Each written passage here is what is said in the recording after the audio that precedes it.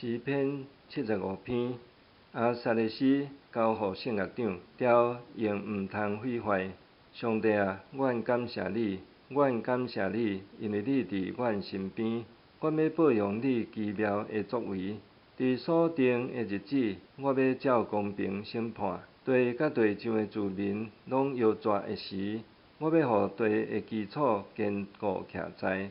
我对骄傲的人讲，毋通骄傲；对歹人讲，毋通典威；毋通唱秋，毋通念颔棍讲大话。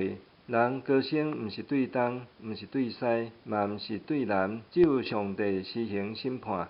伊互即个降价，互迄个高升。上主手捻提杯，规杯拢是受气的厚酒。